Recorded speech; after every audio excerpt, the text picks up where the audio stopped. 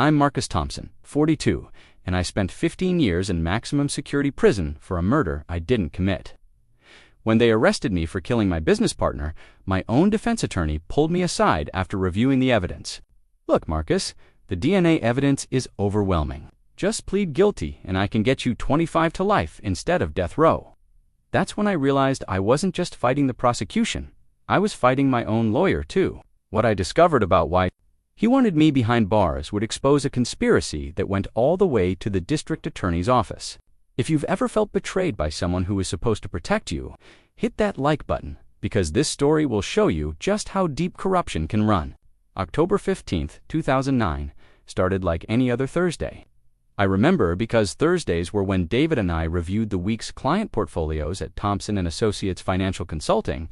We'd built the firm from nothing to guys with finance, degrees, and a shared vision of helping middle-class families secure their futures.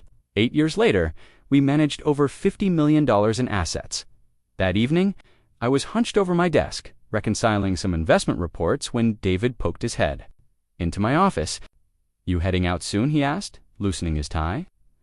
The October sun was already setting, casting long shadows across the Beverly Hills high-rise where we leased our office. "Yeah, in about 10 minutes, I replied, glancing at my watch.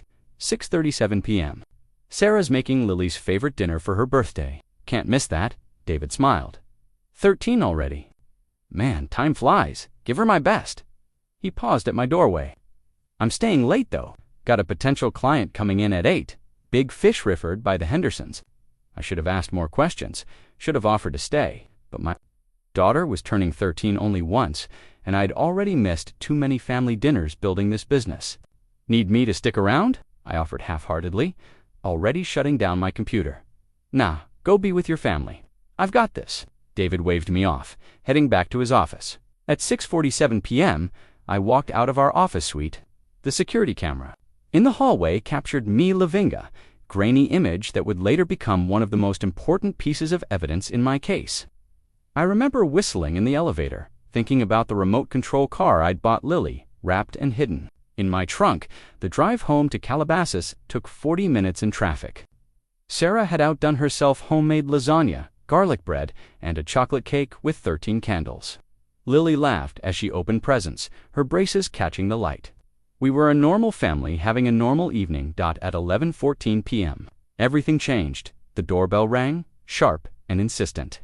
Sarah and I exchanged glances. Who visits this late? Through the peephole, I saw 2 uniformed officers and a man in a rumpled suit. Mr. Thompson. The detective's badge read Rodriguez. "I'm afraid we need to speak with you about David Reeves." My stomach dropped. "Is he okay? Was there an accident?" Detective Rodriguez's face remained stone. "Mr. Reeves was found dead in your office approximately an hour ago. We need you to come with us to answer some questions." Dead. The word hit like a physical blow. Sarah's hand found mine, squeezing tight. "Of course," I managed. "Let me just now, Mr. Thompson." Rodriguez's tone had shifted, harder somehow. "This is a homicide investigation." "Homicide. Murder. Someone had killed David in our office while I was eating birthday cake with my family." The irony wasn't lost on me then, though I had no idea how that timing would both save and damn me in the months to come. I kissed Sarah, told her to call our lawyer, though we only had a real estate attorney at the time. Man followed the officers. To their car? Not in handcuffs. Not yet. Just a potential witness, they said. Someone who might help them understand what happened. I believed them. That was my first mistake. The interrogation room at the Beverly Hills Police Department smelled like burnt coffee and disinfectant. Detective Rodriguez sat across from me, a manila folder thick with papers between us. For 12 hours, I'd answered every question, desperate. "To help find David's killer, tell me again about your business relationship," Rodriguez said for the 4th time, his pen poised over a yellow legal pad. "We were partners, 50-50, built the company together after we left Morgan Stanley." My voice was hoarse from repetition. "David handled acquisitions. I managed client relations. Any disagreements lately?" "Nothing serious. We debated about expanding to Orange County, but that's normal business discussion." Rodriguez made a note. "What about the life insurance policies?" That question was new. "What about them?" "You both have $2 million policies naming each other as beneficiaries. Standard for business partners. The bank required it for our credit line. I leaned forward.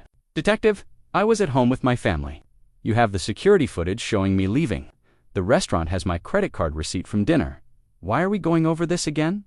Rodriguez's partner, Detective Walsh, entered carrying a evidence bag. Through the plastic, I saw David's blood-stained appointment book. Your prints are all over this, Walsh said. Of course they are. I probably touched it a dozen times yesterday. We share an office. They exchanged glances, a conversation, without words that made my skin crawl. I think I should call a lawyer, I said. Rodriguez shrugged. That's your right. But lawyers make everything complicated. We're just trying to understand what happened. You want to help us find who did this to your partner, don't you? 48 hours later, I learned what those glances meant. Sarah was making breakfast when they came. 6 officers, 2 detectives, and a warrant. Lily stood in her pajamas, eyes wide as they put me in handcuffs. Marcus Thompson, you're under arrest for the murder of David Reeves. Rodriguez recited the Miranda rights from a worn card, the words blurring together as my world tilted. Dad, Lily's voice broke through the chaos. Dad, what's happening? It's a mistake, baby. Just a mistake. The handcuffs bit into my wrists as they led me past my family. Call Jim Brennan, I told Sarah, naming our real estate lawyer, the only attorney we knew. Tell him what's happening. The ride to county jail was silent, except for the radio chatter. They booked me like any other criminal: fingerprints, photos, the systematic stripping of dignity. The orange jumpsuit was too big, the sandals too small. They put me in a holding cell with 3 other men, the smell of sweat and fear thick in the air. That first night, I didn't sleep. I sat on the narrow bench, memorizing every word on that Miranda card they'd posted on the wall, wondering how citing my right to remain silent had become the most important thing I'd failed to do by morning. I had my first attorney, not Jim. Brennan he'd recommended someone who handled these things. James Kellerman arrived, looking expensive in his tailored suit, carrying a leather briefcase that probably cost more than my car payment. Mr. Thompson, he said, sitting across from me in the attorney-client meeting room, I've reviewed the initial charges. We need to talk about your options. I should have known then, from the way he said options instead of defense, but I was exhausted, terrified, and desperate to get home to my family. So I hired the man who would betray me, paying his retainer with money I'd saved for Lily's college fund. James Kellerman spread the evidence photos across the metal table like tarot cards predicting my doom. The fluorescent lights in the jail's attorney room flickered, casting shadows over images I couldn't comprehend. David's office, blood pooled. On the Persian rug we'd bought to celebrate our first million under management. The prosecution's case is strong, Kellerman said, his manicured fingers arranging the photos with clinical detachment. They have your fingerprints on the murder weapon. What murder weapon? My voice cracked. I don't even know how he died. Blunt, forced trauma. A crystal paperweight from his desk, the one shaped like a bull. Market optimism, right? His attempt at humor fell flat. Your prints are all over it. Of course they are. David got that as a gift from the Hendersons last Christmas. We've both touched it 100 times. I stared at the crime scene photo. The familiar office transformed into something from a nightmare. This doesn't make sense. Kellerman pulled out another document. They also have DNA evidence. Blood on your jacket, the one they found in your office closet. What jacket? He showed me an evidence photo, my navy blazer, the one I thought I'd left at the dry cleaners, with dark stains on the sleeve. That's impossible. I wasn't wearing that jacket. I had on my gray suit. That Dicera can confirm it. Check the security footage. The footage is inconclusive, Kellerman said, not meeting my eyes. Apparently, there's a gap in the recording from 7 p.m. to 10 p.m. Technical malfunction. A chill ran down my spine. That's convenient. There's more. He pulled out financial documents. The prosecution will argue motive. Your company was bleeding money. You'd taken out personal loans to keep it afloat. But with David dead, his life insurance would clear the debts and leave you sole owner of a profitable business. I actually laughed at the absurdity. Bleeding money? We just landed the Sakura Industries account. That's $10 million in assets under management. David closed that deal last month. Kellerman made a note, but looked unconvinced. They have emails, too. Arguments between you and David about company direction. Some ... heated exchanges. Business. Partners argue. We were like brothers, we fought like them too. but I would never. The reality crashed over me in waves. They really thought I killed him. Worse, they had built a case that might convince 12 strangers of the same. What about David's client meeting, the person he was staying late to see? No record of any appointment. His calendar was clear after 6 p.m. But he told me. I stopped. David had told me about the meeting, but I had no proof, no email, no calendar entry, no name. Just the word of an accused murderer. Kellerman leaned back, studying me with an expression I couldn't read. The DNA evidence is particularly damaging. They found your blood mixed with David's at the scene. Can you explain that? No, because it's impossible. I wasn't there. But even as I said it, doubt crept in. How could they have my blood, my DNA? Had I cut myself earlier that day? I couldn't remember. Mr. Thompson, Marcus, I need you to understand the severity of your situation. The district attorney is Amanda Chen. She has a 94% conviction rate, and she's seeking the death penalty. Death penalty. The words hung in the air like a noose. But I'm innocent. Kellerman gathered his papers, that unreadable expression still fixed on his face. In my experience, innocence is less important than evidence. And right now, the evidence says you murdered your business partner for $2 million. He stood to leave, pausing at the door. Think about your family, Marcus, your daughter. Sometimes the best option isn't about guilt or innocence. About damage control, I didn't understand what he meant then, but I would soon. 3 weeks after my arrest, Kellerman requested a private meeting. The guard led me to the attorney conference room, the same sterile box where I'd been living my new reality in hour-long increments. But something was different. Kellerman had dark circles under his eyes, and his usually perfect hair was slightly disheveled. We need to talk about options, he said, pulling out a document. The DA's office made an offer. I leaned forward, hope flaring. They realized it's a mistake. They found the real killer? No. He slid the papers across to me. They're offering a plea deal, 25 to life. If you plead guilty, you'd be eligible for parole in 20 years. With good behavior, maybe 15. The words on the page blurred. Plead guilty to murdering David. Are you insane? Listen to me, Marcus. His voice took on an urgency I'd never heard before. The DNA evidence is overwhelming. They have your blood mixed with David's. They have the murder weapon with your fingerprints. They have financial motive. If this goes to trial, Amanda Chen will push for death.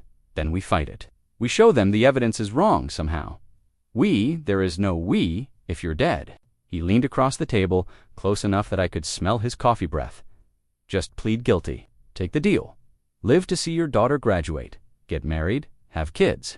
Don't throw your life away on principle. I stared at him. This man, I was paying $400 an hour to defend me. You're supposed to believe I'm innocent. You're my lawyer. I'm trying to save your life. He pulled out another folder crime scene photos I'd seen before, but now with additional notes. Look at this. Blood spatter pattern. Look at the defensive wounds on David's hands. Whoever did this was in a rage. The prosecution will paint you as a desperate man who snapped. A jury will believe it, because it's not true. Truth is what 12 people believe after hearing the evidence. He gathered the photos, avoiding my eyes. I've been doing this for 20 years, Marcus. I know when a case is unwinnable. The smartest thing, the only thing, is to take this deal. No. Think about Sarah. Think about Lily.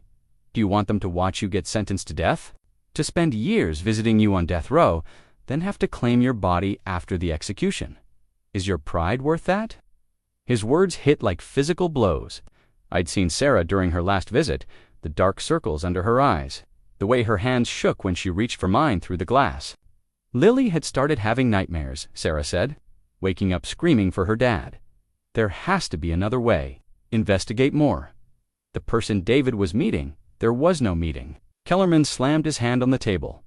Don't you get it? Your partner is dead, your prints are on the weapon, your blood is at the scene. No mystery client is going to magically appear to save you. Then explain the security footage gap. That's not a coincidence. Technical glitches happen. You want to stake your life on a jury believing in a conspiracy. He pulled out his phone, showing me a news article. Look at this. Beverly Hills financial advisor accused of brutal murder. They're already convicting you in the media. By the time we get to trial, everyone will know your face, your story. You won't get a fair shake. I pushed the plea deal back across the table. I won't confess to something I didn't do." Kellerman's face hardened. "Then you're a fool, and you're going to die for it." He stood, straightening his tie. "I'll file for a continuance, give you more time to think. But Marcus, this offer won't last forever.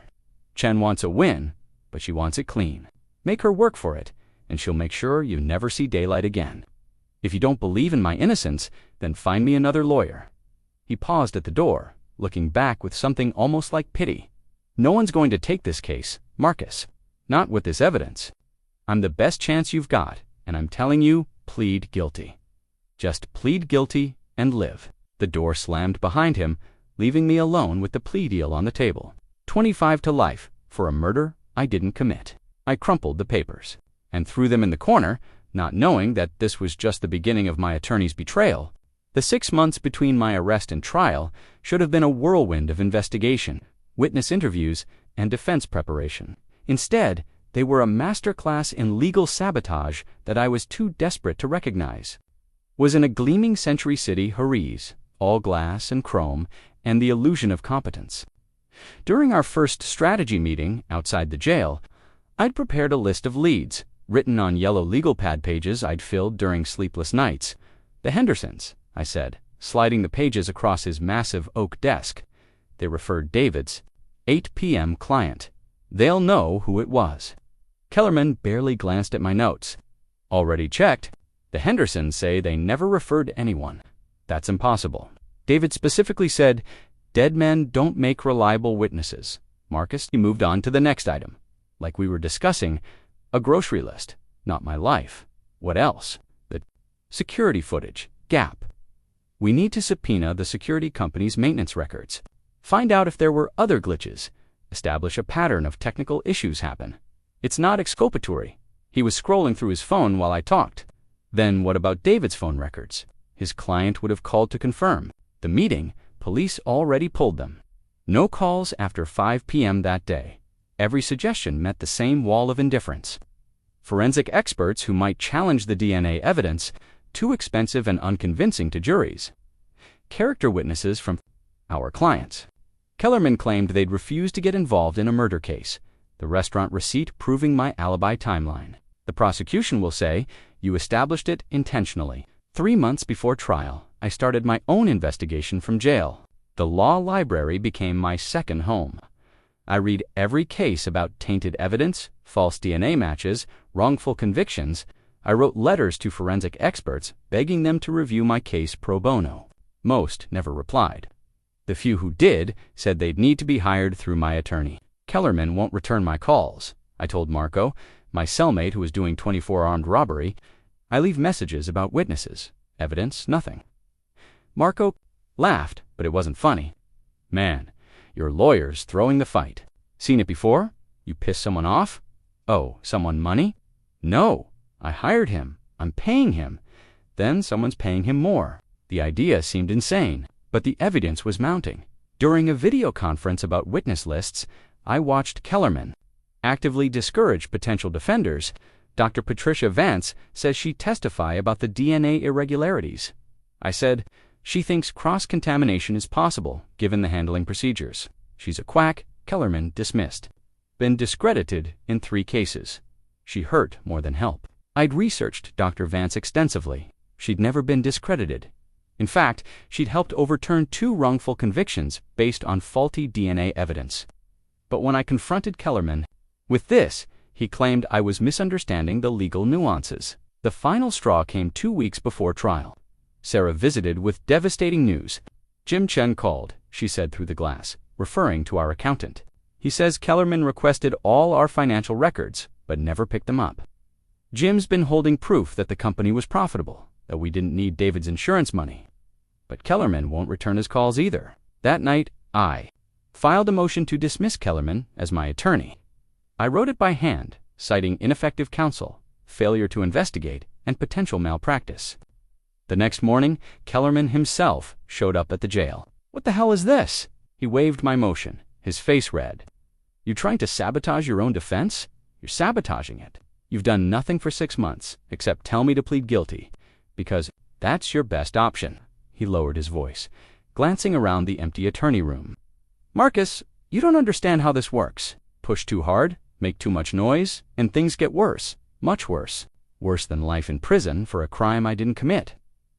He leaned in close, and for the first time, I saw something like fear in his eyes. "Yes, worse. Drop this motion.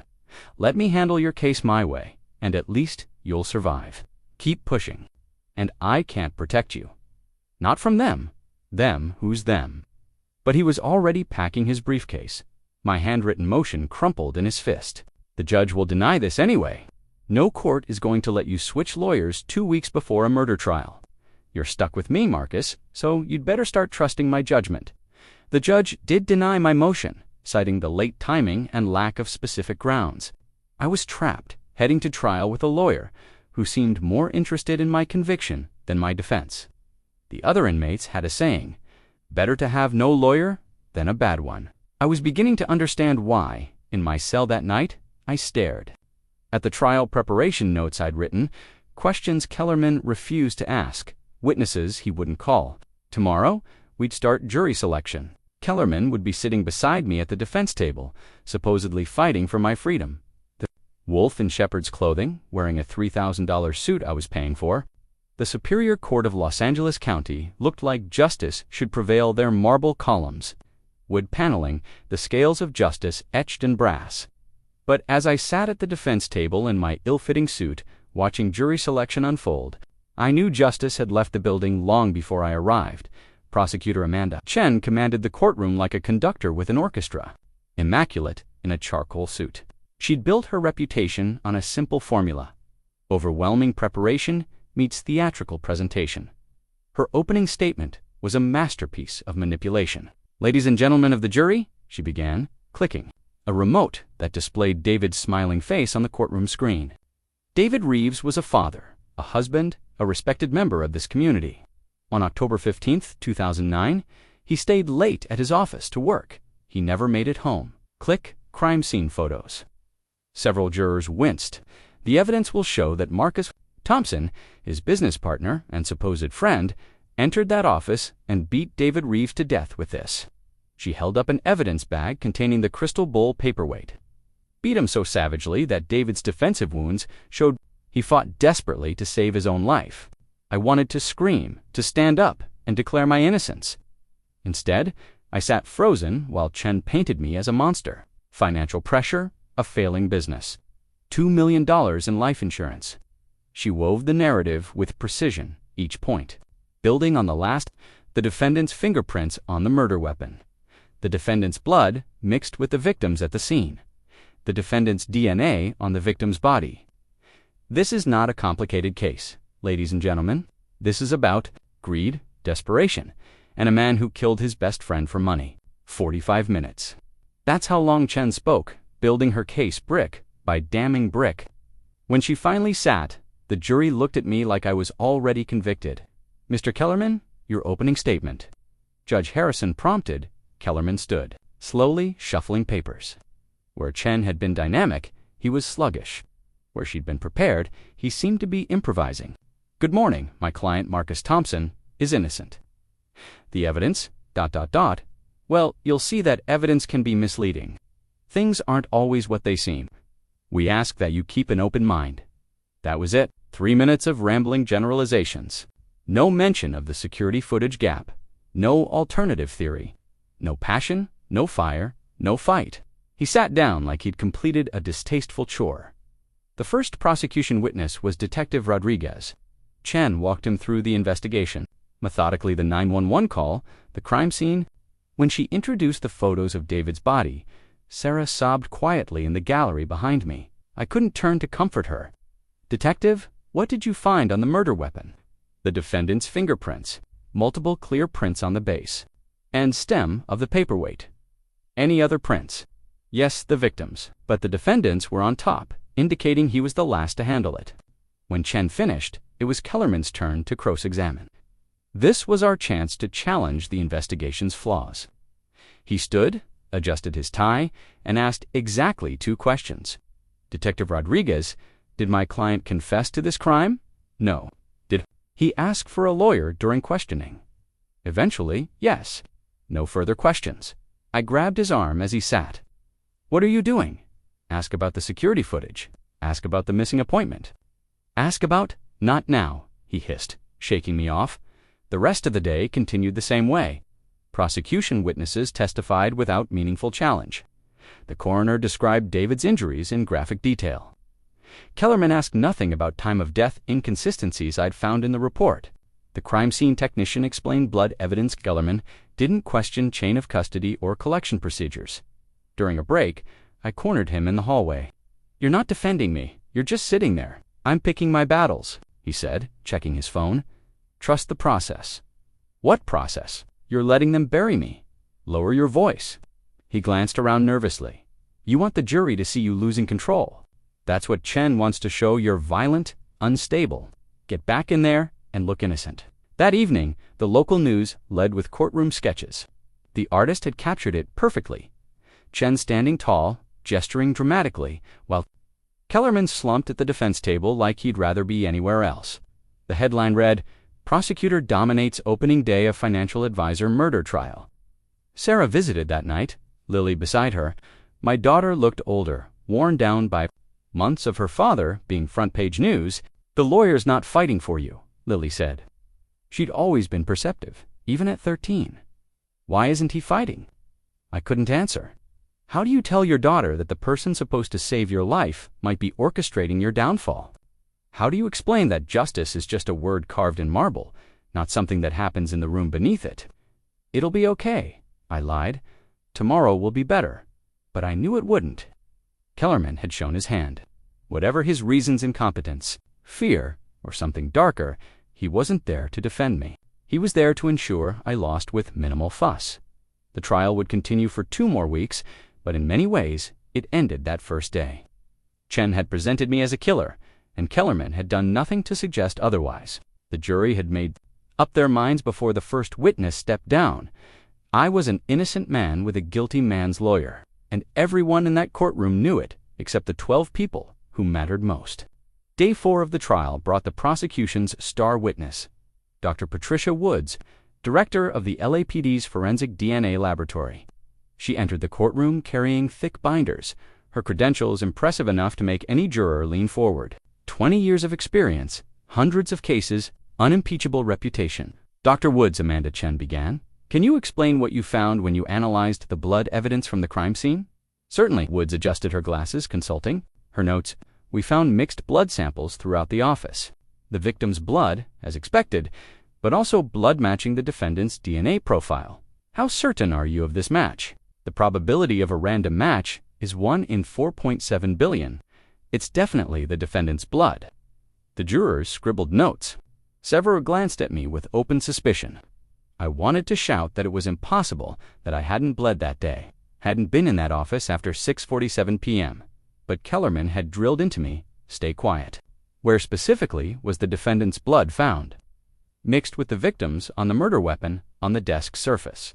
And crucially, on the victim's clothing, his shirt collar, and sleeve. What does this mixing tell you? It indicates that blood was deposited during the same event.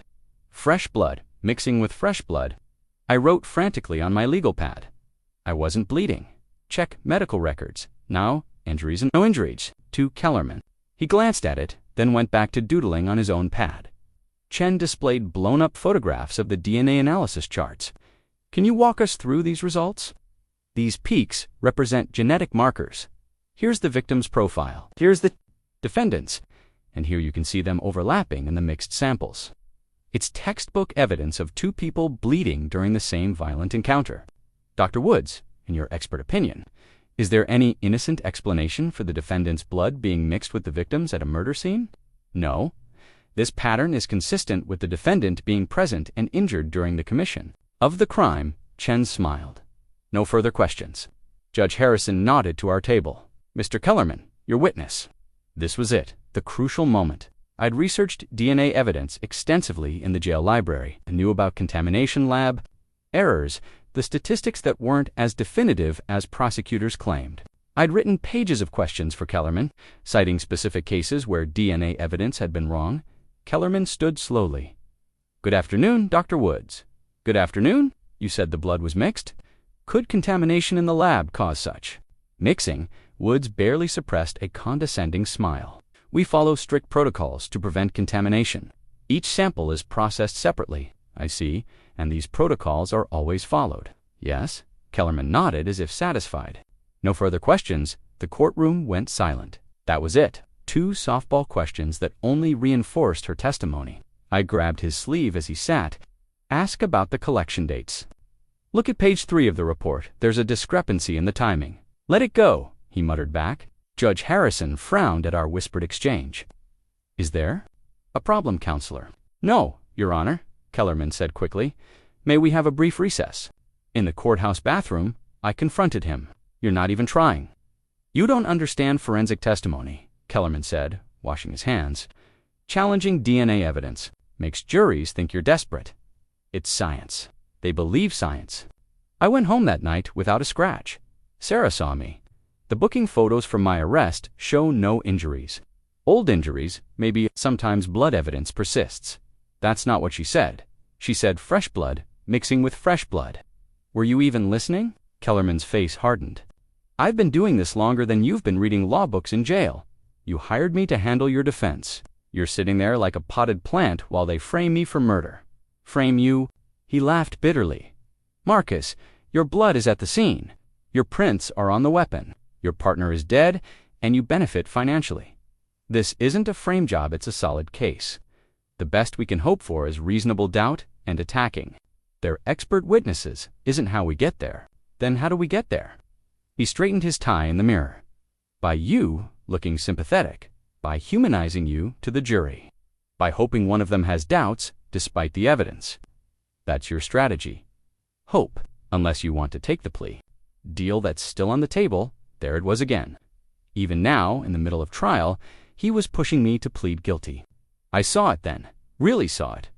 Kellerman wasn't incompetent. He wasn't overwhelmed. He was deliberately throwing my case. Who's paying you? I asked quietly. He froze. What? Someone's paying you to lose this case. Who is it? You're paranoid. Jail does that to people. Get back in that courtroom and let me do my job.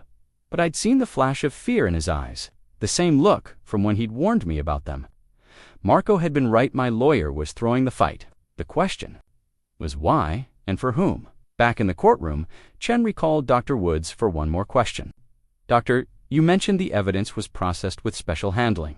Can you elaborate? Woods nodded. Given the high-profile nature of the case, the DAS office requested expedited processing. We used our priority protocols to ensure quick but accurate results. Thank you. Nothing further. Special handling. The words echoed as I watched Kellerman decline another opportunity to cross-examine. Later, I'd learn exactly what those euphemisms meant. But sitting there, watching my lawyer's betrayal in real time, all I knew was that the DNA linchpin of the case against me had something wrong with it. And the one person who should have been exposing that wrong was instead ensuring it would never see light. The jury deliberated for 4 hours and 17 minutes. That's all the time 12 strangers needed to decide I should spend the rest of my life in prison for a crime I didn't commit. I knew it was over when they filed back, and none of them would look at Mina, the grandmother in the floral dress who'd smiled on the first day, not the young engineer who'd taken copious notes, not even juror number 7 who'd seemed skeptical of the prosecution's timeline. They stared at their hands, at the floor, anywhere but at the defense table, where I sat trying to remember how to breathe. Has the jury reached a verdict? Judge Harrison asked. The foreman, a middle-aged accountant in a brown suit, stood. We have, Your Honor. The bailiff took the verdict form, handed it to the judge. Harrison's expression didn't change as he read he'd probably seen 1,000 guilty verdicts. He passed it back. Will the defendant please rise, Kellerman? Touched my elbow, and somehow I stood. My legs felt like water. Behind me, I heard Sarah's sharp intake of breath. In the matter of the people versus Marcus Thompson. On the charge of murder in the first degree, we, the jury, find the defendant guilty. The word hit like a physical blow. Guilty. The courtroom tilted. Someone screamed Sarah. Through the roaring in my ears, I heard Lily crying, No, he didn't do it. Dad didn't do it. Order. Harrison banged his gavel. I'll have order, or I'll clear the gallery. I turned, needing to see my family one last time as a free man. Sarah had collapsed into her seat, her face buried in her hands. But Lily stood tall, tears streaming down her face, looking at me with fierce conviction. "I know you didn't do it, Dad," she called out, her 13-year-old voice cutting through. The chaos, I know. Those words would carry me through the darkest years to come. "Mr. Thompson, please face the court," Judge Harrison commanded. I turned back, watching Kellerman pack his briefcase with practiced efficiency. No surprise on his face, no disappointment. Just a man finishing a job. "The jury has spoken." Harrison continued. "Sentencing is set for 2 weeks from today. The defendant is remanded to custody. Court is adjourned." The bailiffs moved in with handcuffs. As they clicked around my wrists, Kellerman finally met my eyes. "I'm sorry it went this way," he said quietly. No emotion, just words. "No, you're not," I replied. "You got exactly what you wanted." He stiffened but said nothing, turning away as they led me toward the holding cell. The last thing I saw was Amanda Chen shaking hands with her team, a small smile of satisfaction on her face. Another conviction for her spotless record. Another step toward whatever political office she had her eyes on in the holding cell. Waiting for transport back to county jail, I sat on the metal bench and tried to process what had just happened. For hours. That's all the jury needed after 2 weeks of trial. They hadn't asked to review any evidence, hadn't requested clarification on any points of law, just went back, took a few votes, and condemned me. The door opened, and my guard escort appeared. "Time to go, Thompson." As we walked through the courthouse basement toward the transport van, we passed the jury room. The door was open. They'd already left, gone back to their normal lives. On the whiteboard inside, I glimpsed their vote tally.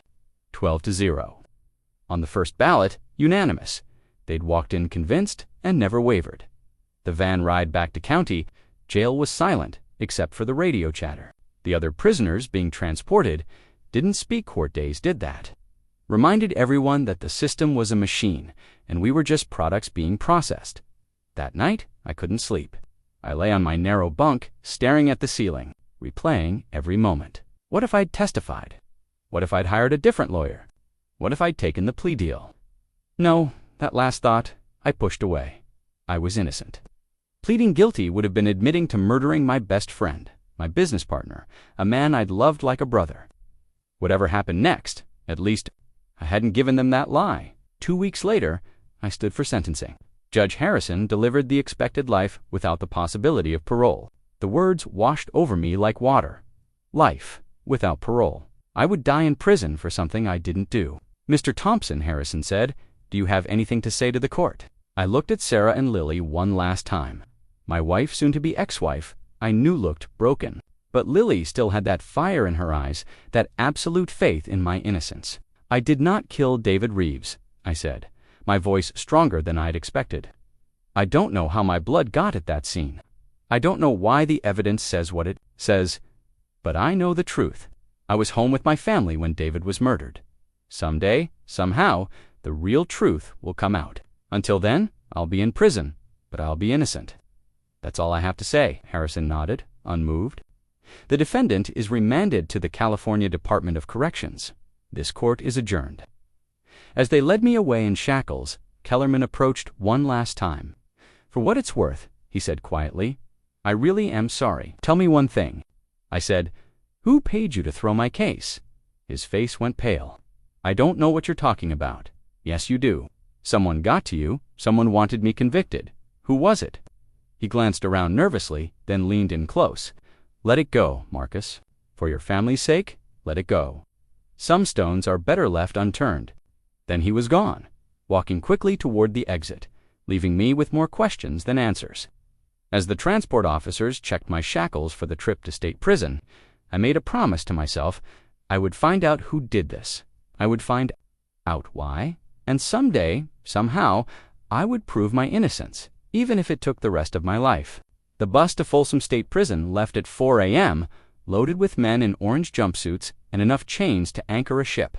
The windows were caged, but through the mesh, I watched California pass by free people starting their days. Heading to jobs, living lives I'd never have again. First time, the man shackled next to me had teardrops tattooed under his left eye. Yeah, life without parole. He nodded knowingly. "You'll want B block. Request it during classification. Better class of killers there, killers. That's what I was now, at least on paper, inmate #B-4759, convicted of first-degree murder. The number would replace my name for however many years I had left. Folsom rose from the landscape like a concrete mountain, all walls and wire and watchtowers. Built in 1880, it had housed some of California's most notorious criminals. Now Woodhouse meat. Processing took 12 hours. Strip searches, delousing showers, medical exams, psychological evaluations. They photographed every scar, documented every identifying mark. When they handed me my permanent ID badge, that number again, B4759, above a photo where I already looked institutionalized, I understood I was no longer Marcus Thompson. I was in Vintry. They assigned me to B block, just as my bus companion had suggested. My cell was on the third tier 6 by 9 feet of concrete and steel that would be my world. The door clanged shut with finality that made my knees weak. "You, Thompson," a voice from the lower bunk. "Triple homicide, 2003. He sat up, a massive black man with intelligent eyes that didn't match his crime. "Heard about your case on the news. Financial advisor who killed his partner. We're all innocent. Say that too much? You sound like a punk. Say it to little people, think you're weak. Just be, but I know." Something in his eyes suggested he meant it. "Saw your trial coverage. That lawyer of yours was dirty as a 3D bill, but that don't matter in here. What matters is surviving." That first night, I learned what survival meant. At 10:47 p.m., 3 men entered our cell. Jerome sat up but didn't intervene. "You're the cop killer," the leader said. Hispanic, covered in tattoos that told stories I couldn't read. I didn't kill anyone, and David wasn't a cop anymore. He left. The force years, the first punch doubled me over. The second dropped me. Not enough to hospitalize, they were professionals, just enough to establish the hierarchy. "Ex-cop, current cop, don't matter," the leader said, breathing hard. "You killed one of theirs. That makes you marked. Stay out of our way, we stay out of yours. But cross us," and this was a love tap. They left me bleeding on the floor. Jerome climbed down, helped me onto my bunk. "Why didn't you help?" I gasped through the pain. "Wasn't my fight. You got to earn your own respect." But here, he handed me a wet towel. "Clean yourself up. Guards do count in an hour." "I can't do this. I can't survive in here." Jerome studied me. "You got family, wife and daughter."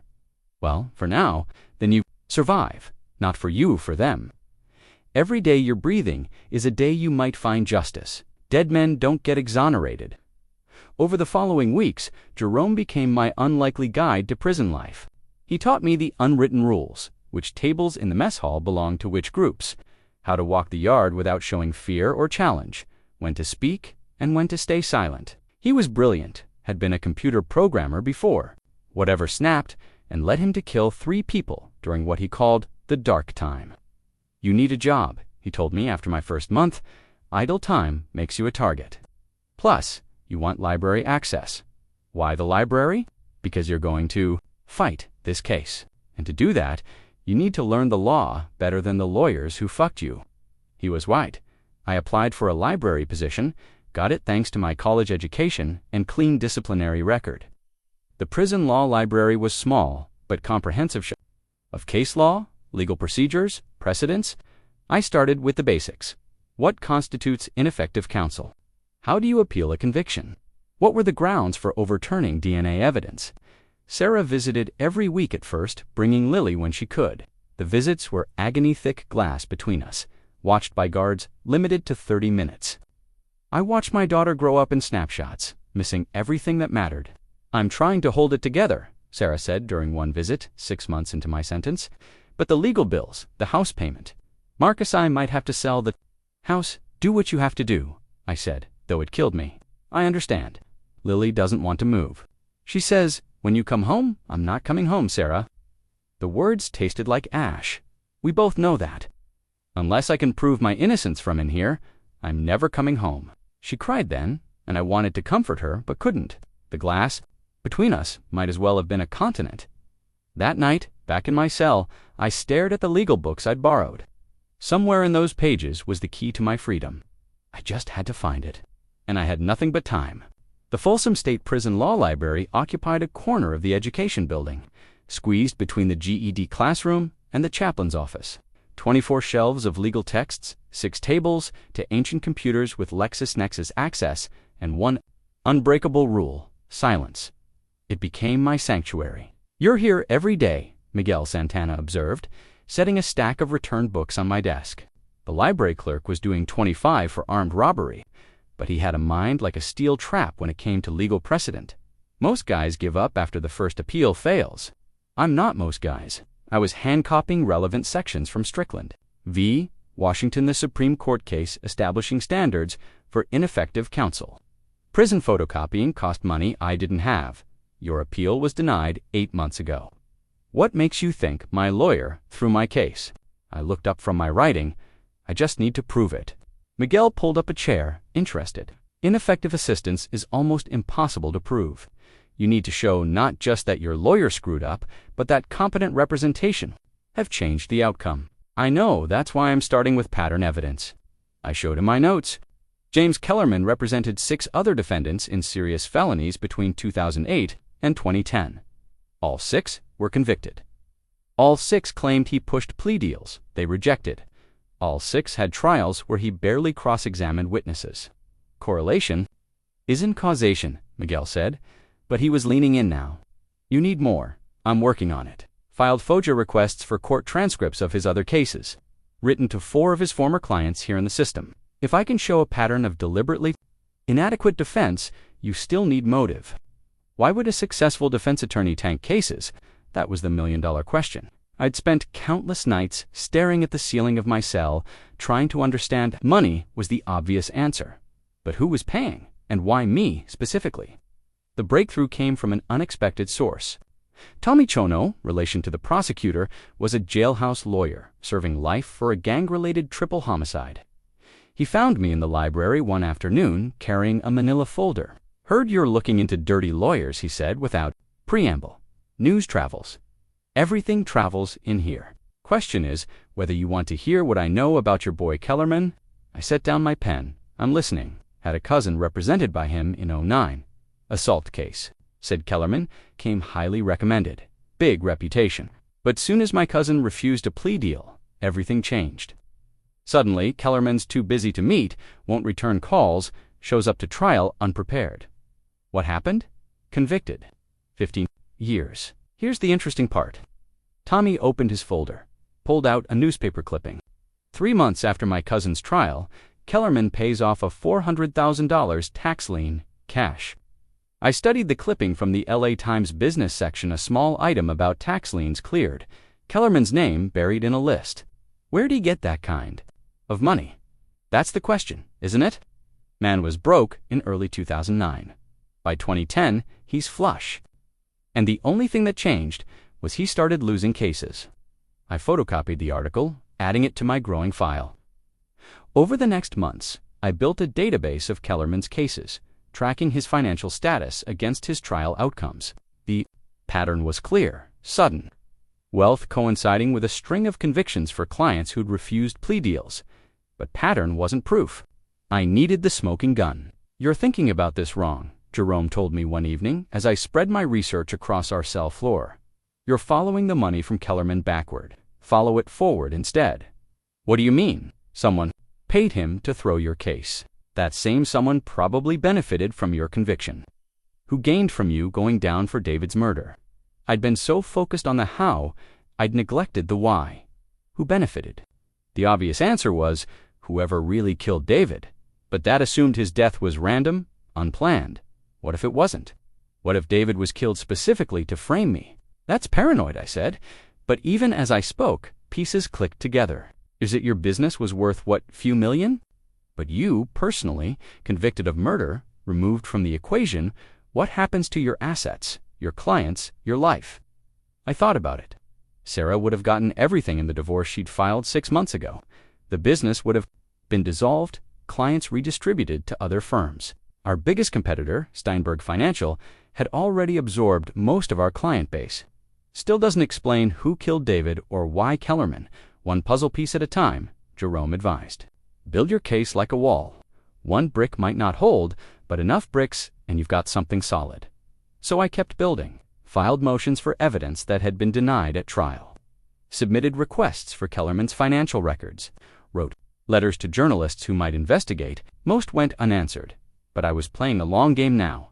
3 years into my sentence, I'd filled 6 legal pads with notes, compiled 3 binders of evidence, and taught myself more about criminal law than most first-year law students. Other inmates started coming to me for help with their appeals. I became Thompson, the jailhouse lawyer, trading legal advice for commissary funds and protection. "You know what your problem is?" Miguel asked one day as I helped him with a habeas petition. "You're trying to prove a negative that you didn't kill your partner. That's impossible. You need to prove a positive who actually did kill him." He was right. I'd been so focused on Kellerman's betrayal, I'd neglected the original crime. Someone murdered David. Someone planted my blood at the scene. Someone made sure the security cameras were down. That took planning, resources, and inside knowledge. I started a new notebook labeled David's Real Killer. Page 1, I wrote 3 questions. Who had access to my blood? Who knew David would be alone that night? Who had the power to orchestrate the cover-up? The answers were out there. I just had to find them from inside a concrete box with nothing but time and determination on my side. That night, I stared at the photo of Lily I kept on my small shelf. She was 17 now, about to graduate high school. In her last letter, she'd told me she was thinking about law school. "I'm going to be a lawyer, Dad," she'd written. A real one, the kind who actually defends innocent people. I smiled through my tears. My daughter was going to be what Kellerman should have been, and maybe, just maybe, she'd be the one to finally set me free. The letter arrived on a Tuesday, slipped under my cell door while I was at work in the library. No return address, just my name and inmate number written in careful block letters. Jerome was doing push-ups when I got back, part of his endless routine to stay sane. "Anonymous mail," he grunted between reps. "That's never good in here." I sat on my bunk, turning the envelope over. Standard prison mail was opened and inspected by guards. This had bypassed the system somehow. "Could be a setup," Jerome warned. "Someone trying to get you in trouble?" But I was already opening it. Inside a single sheet of paper, with one typed line, "Check Kellerman's bank records for deposits from Pinnacle Holdings, LLC, March through October 2009. That was it. No signature, no explanation, just a breadcrumb from someone who knew something. Pinnacle Holdings, I said aloud. "Never heard of it." "Someone has." Jerome finished his set, breathing hard. "Question is, why tell you now? You've been digging for 4 years. Why not before?" "Good question." I added it to the growing list of mysteries surrounding my case. Getting corporate banking records from prison required legal justification I didn't have. But I'd learned the underground economy of incarceration. Everything had a price, including information. I traded 3 months of commissary credit to an inmate who worked in the records office. His sister was a paralegal with access to financial databases. 6 weeks later, I had my answer. Pinnacle Holdings LLC had made 6 deposits to personal account between March and October 2009, totaling $450,000. The timing was damning. The first deposit came 2 days after he took my case. "Shell Company," said White Mike, our resident financial crimes expert, doing 15 for embezzlement. Registered in Delaware, no public records of ownership. Classic money laundering setup. "Can we trace who owns it from in here?" "Good luck. You'd need subpoena power, and no judge is giving an inmate that kind of authority." But I kept digging. Prison research was an exercise in patience and creativity. I wrote to business journalists, hoping one might investigate. I filed FOIA requests for any government contracts with Pinnacle Holdings. I even convinced a sympathetic law student volunteering at the prison to check courthouse records. The breakthrough came from an unexpected direction. An inmate named Carlos Vega got transferred to our block. During his intake interview with the block counselor, which I overheard, through the thin walls, he mentioned doing time for conspiracy charges related to that Pinnacle thing. I found him in the yard 2 days later. "You worked for Pinnacle Holdings," he tensed. "Who's asking?" "Someone they paid to destroy." I explained my situation, watching his expression shift from suspicion to interest. "Shit, you're the financial advisor." "I remember that case." He glanced around, lowered his voice. "I was their IT guy. set up their digital infrastructure, encrypted communications, the whole deal. Who ran it? Never met the top people. Everything went through lawyers and intermediaries. But I heard names sometimes. Amanda Chen came up a lot. My blood went cold. The prosecutor in my case, that's the one, Pinnacle, was her baby, her ticket to bigger things. They'd identify cases that could be ... influenced, pay off the right people, guarantee convictions. Chen's stats would look golden, and everyone up the chain got paid. You're saying she rigged my trial? I'm saying Pinnacle paid a lot of money to a lot of people around the time you went down. Draw your own conclusions. I spent the next weeks documenting everything Carlos told me. He provided names, dates, even partial account numbers he'd memorized. The picture that emerged was staggering: a conspiracy to manipulate the justice system for profit and career advancement. But Carlos warned me, knowing and proving are different things. These people covered their tracks, and they're still out there, still operating. You push too hard from in here, you might have an accident. Are you threatening me? I'm trying to save your life. Ease. 3 guys who tried to expose Pinnacle. From inside, ended up dead. Suicide, they said. Heart attack. Prison. Fight gone wrong. You understand? I understood. But I also understood that this information was my only shot at freedom.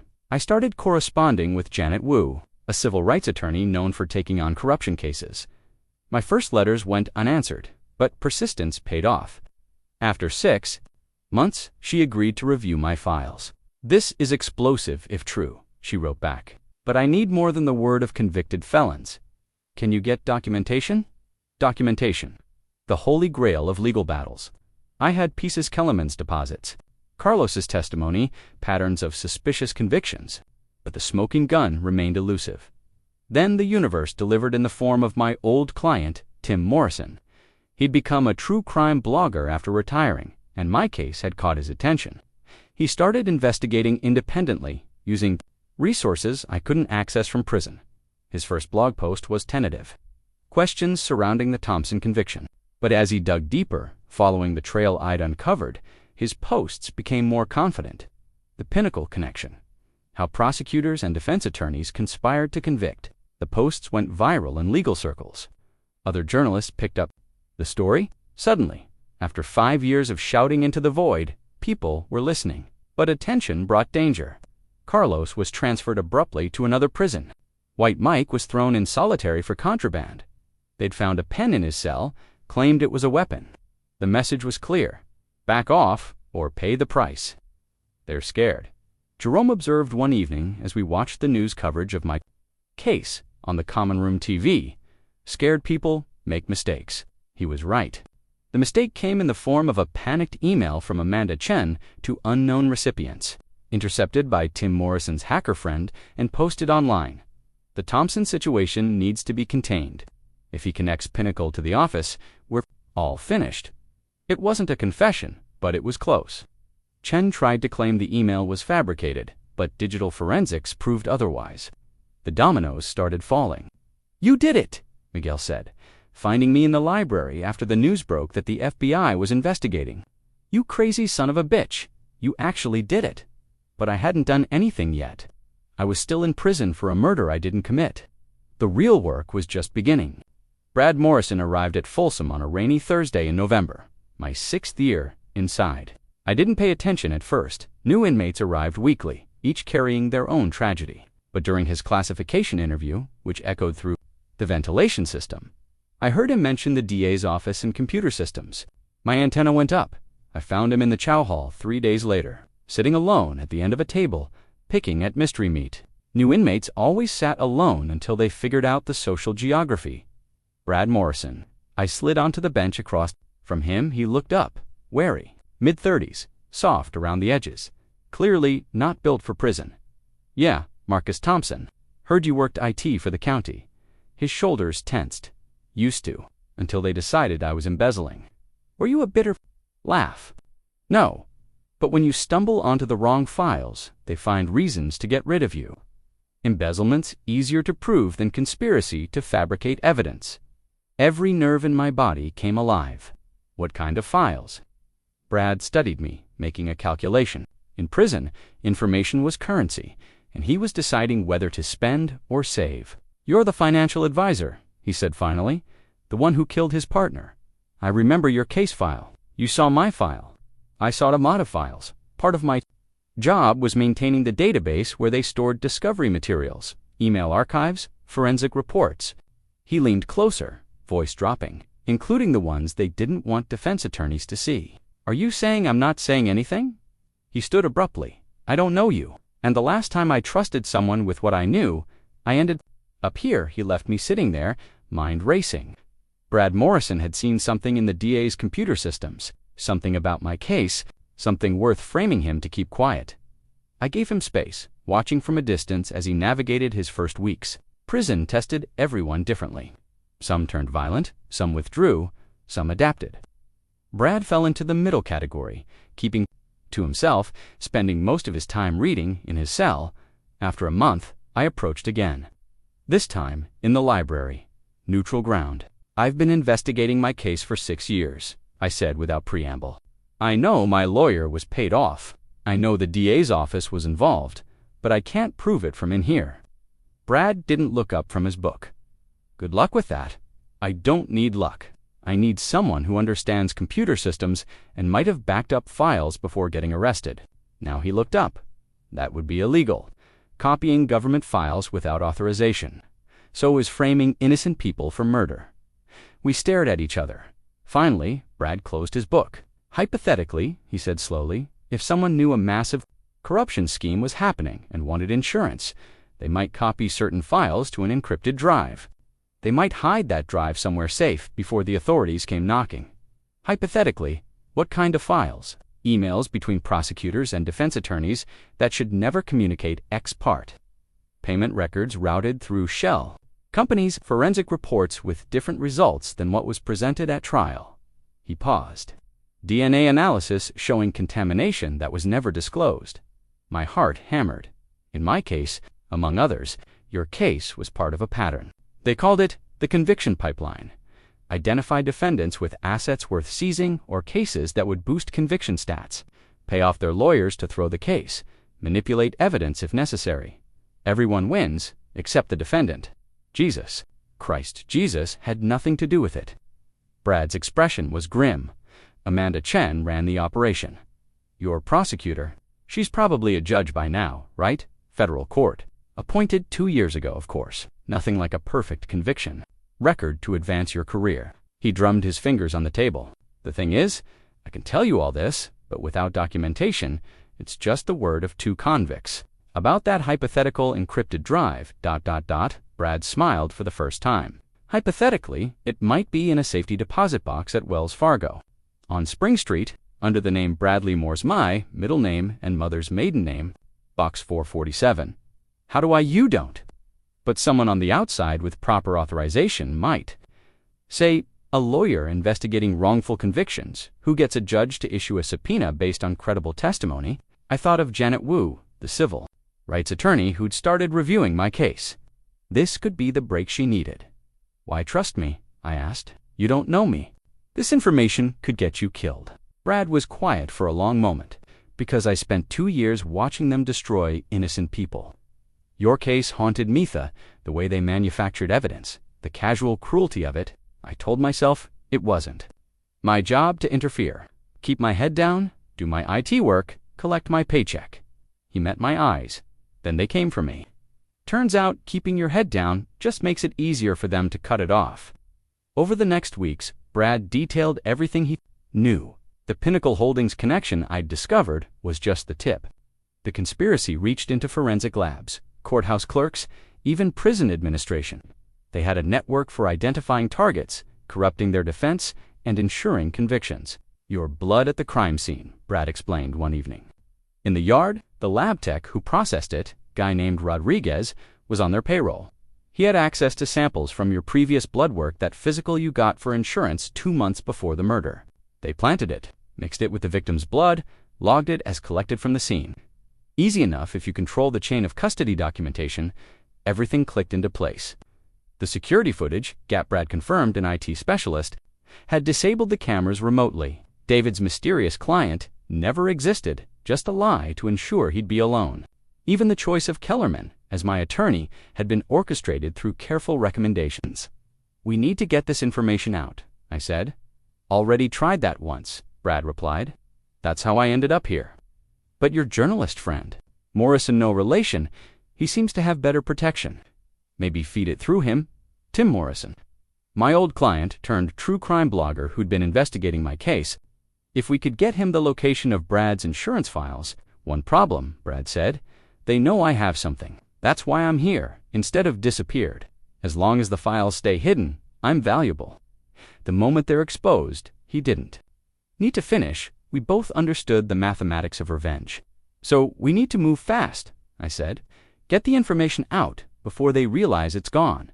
And we need protection. Media attention, FBI involvement, something to make killing us, too, costly."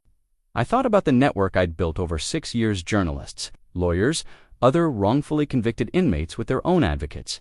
Maybe, just maybe, we had enough pieces to make a play. "There's something else," Brad said as we headed back to our cells. "Something I didn't put in the encrypted files because I only connected it later. Your partner, David Reeves? He wasn't randomly chosen." "What do you mean?" "He was investigating Pinnacle Holdings, found financial irregularities in some client accounts, started asking questions. His murder wasn't just to frame Hewitt, was to silence him." I stopped walking, the weight of realization crushing. David died because he'd stumbled onto their scheme. And I'd been the perfect patsy, his partner with financial motive, easy to frame. "We're going to burn them all," I said quietly. Brad nodded, "or die trying." Back in my cell, I started writing. Letters to Janet Wu with Brad's testimony. Messages to Tim Morrison with specific leads to investigate. A detailed account of everything I'd learned, copies sent to multiple recipients in case something happened to us. The war for my freedom had entered its final phase, and now, finally, I had the ammunition to fight back. The visiting room at Folsom hadn't changed in the 7 years I'd been there. Same scratched plexiglass, same ancient phones, same sign warning that conversations were monitored. What had changed was on the other side of the glass.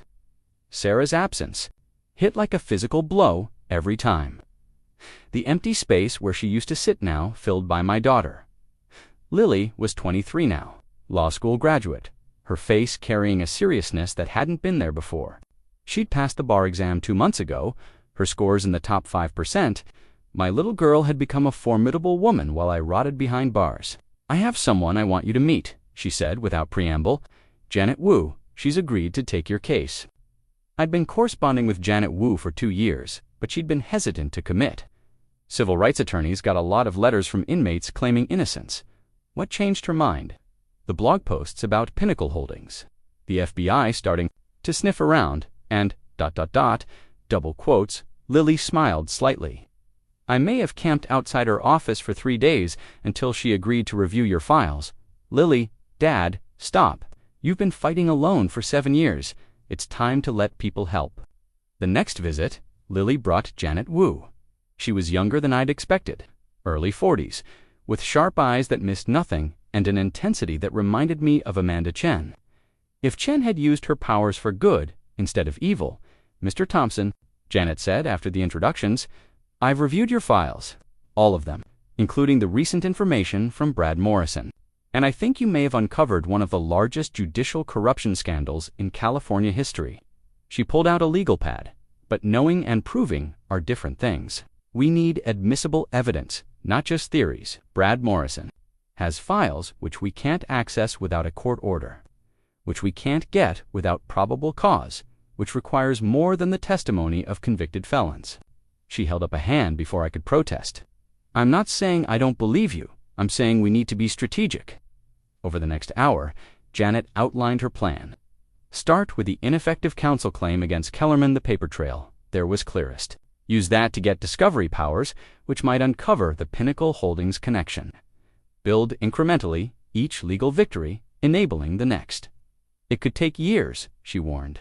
"I've got nothing but time. There's another issue. I work pro bono, but investigations cost money. Expert witnesses, document analysis, court fees. We're looking at significant expenses. I don't have any money. Sarah got the house in the divorce. The business was dissolved. I'll cover it," Lily interrupted. "I've been saving since high school. every birthday check, every summer job, my college fund that I didn't need thanks to scholarships, $30,000. Lily, no, Dad, stop. What else am I going to do with it? Buy a car, take a vacation. While you sit in here for something you didn't do, her voice cracked. Please, let me help. I looked at my daughter, this fierce young woman who'd grown up visiting her father in prison, who'd chosen law school because of my case, who'd never once doubted my innocence. Okay, I whispered. Janet Wu turned out to be everything Kellerman should have been: meticulous, aggressive, and absolutely convinced of my innocence. She filed the ineffective assistance of counsel claim with a thoroughness that made my own efforts look amateur.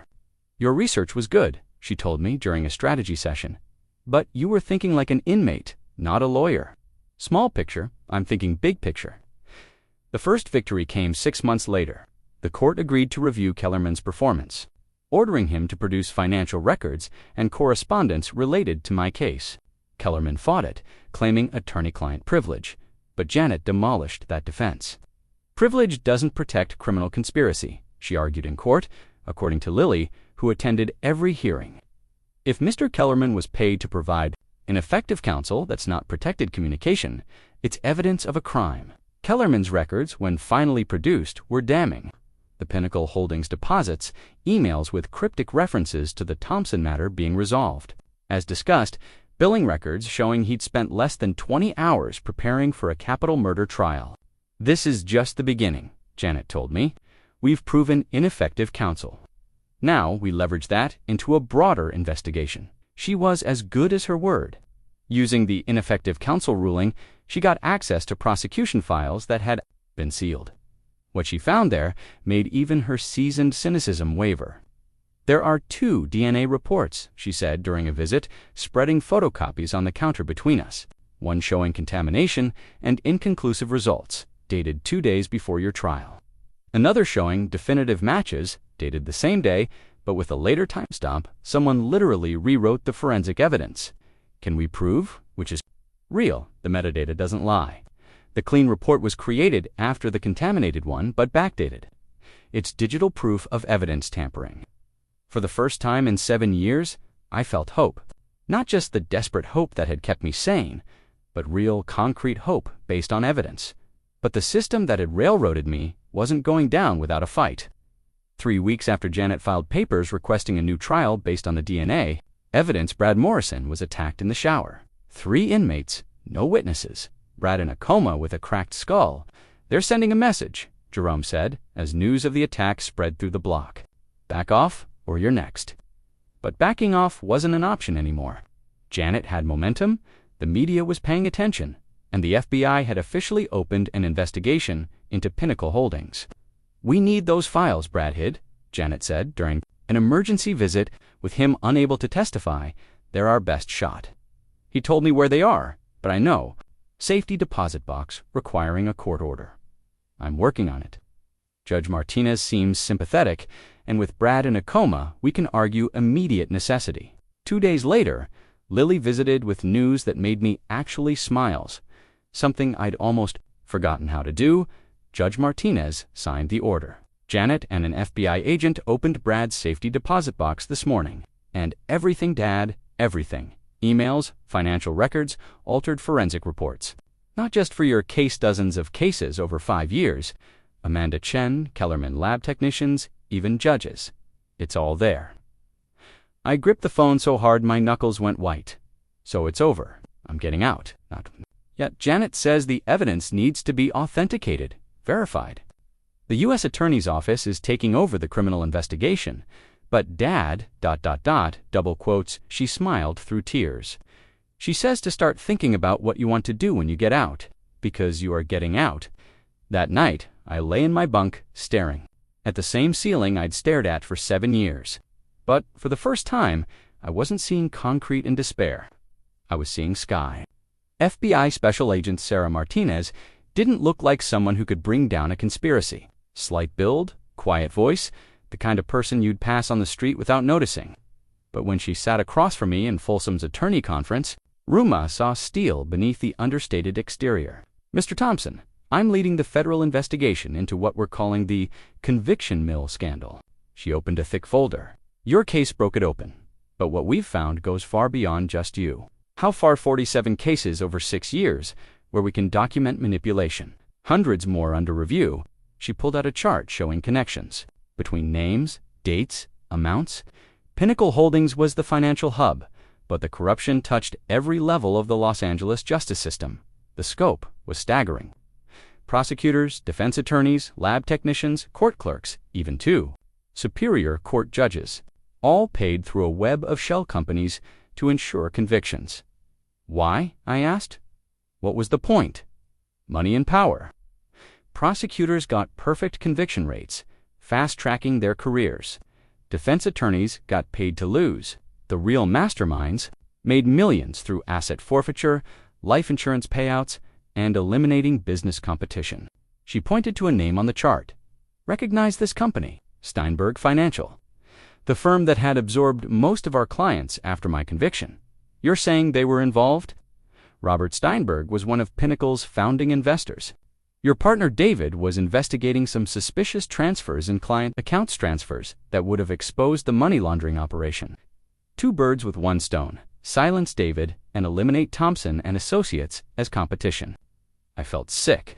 David died because he was a good man doing his job. I'd spent 7 years in prison because someone wanted our client list. We need your help, Martinez continued. You understand this case better than anyone. With other victims inside the system, will you cooperate? What do you need? Over the next 6 months, I became an unofficial consultant to the FBI investigation.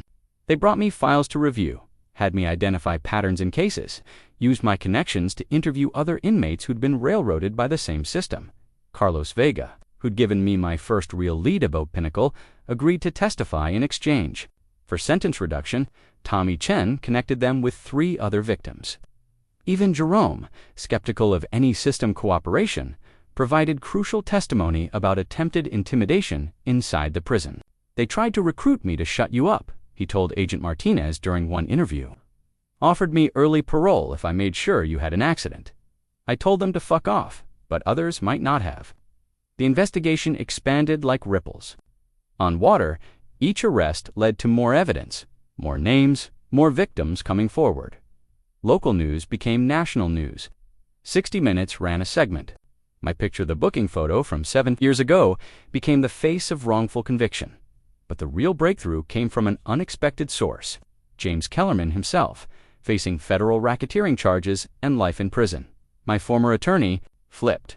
Janet Wu was there for his deposition, and she described it to me later. He broke down completely, she said, admitted everything. How they approached him when he was drowning in debt. How they identified cases to fix, how they paid him to ensure convictions while maintaining plausible deniability. Amanda Chen was the operational leader, but she reported to someone higher, someone he only knew as the judge. The judge, we had a conspiracy that reached into the federal bench itself. The arrests started in waves. First, the lower-level players, lab techs, clerks, bagmen, then the bigger fish. I watched on the communal TV as Amanda Chen was arrested at her federal courthouse. Led away in handcuffs past the cameras she'd once preened for. Robert Steinberg's arrest was particularly satisfying. They took him from his Beverly Hills office, my old building, where David had died.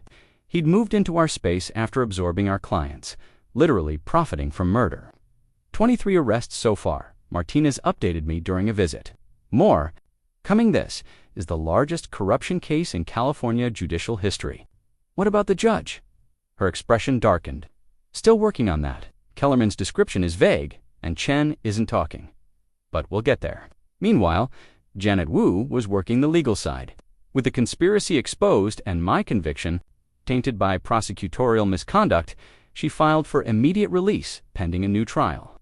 The state's case is destroyed, she argued before Judge Harrison, the same judge who'd sentenced me to life. Every piece of evidence is suspect. Every witness potentially corrupted. Mr. Thompson has been imprisoned for 7 years, based on manufactured evidence, and a defense attorney paid to lose. Justice demands his immediate release. The state fought it, arguing I should remain in custody until the new trial, but public pressure was building. Protesters gathered outside the courthouse. Editorial boards demanded action. My daughter gave interviews that went viral, her composed fury touching hearts across the country. My father missed my high school graduation, my college years, my law school ceremony, Lily told CNN. He missed everything because a corrupt system decided his conviction was worth more than his innocence. 3 weeks later, Judge Harrison issued his ruling. I was in the library when the announcement came over the news. Other inmates gathered around the TV, men who'd become brothers in captivity. In light of the extraordinary evidence of systematic corruption and the complete collapse of the state's case, Marcus Thompson is ordered released immediately pending retrial. The room erupted. Hardened criminals cheering for justice, for one of their own who'd fought the system and won. Jerome grabbed me in a bear hug that nearly cracked my ribs. You did it, brother? You actually did it. It had taken Brad Morrison's courage, Janet Wu's brilliance, Lily's determination, Tim Morrison's journalism, and dozens of others willing to risk everything for truth. That night, my last in Folsom, I couldn't sleep. 7 years, 3 months, and 16 days I'd spent in this cage. Tomorrow, I'd walk out. But I knew the fight wasn't over. There would be a new trial to face, civil suits to file, a life to rebuild, and somewhere out there, the judge was still free, the puppet master who'd orchestrated it all. You ready for this? Jerome asked from the bottom bunk. No, I admitted, but I'm going anyway. That's all any of us can do, brother. Just keep going. Tomorrow, I'd walk out of Folsom a free man, a narrow bunk counting the hours until dawn. The last hours of a nightmare that had taught me the price of justice and the cost of truth, but also the power of never giving up.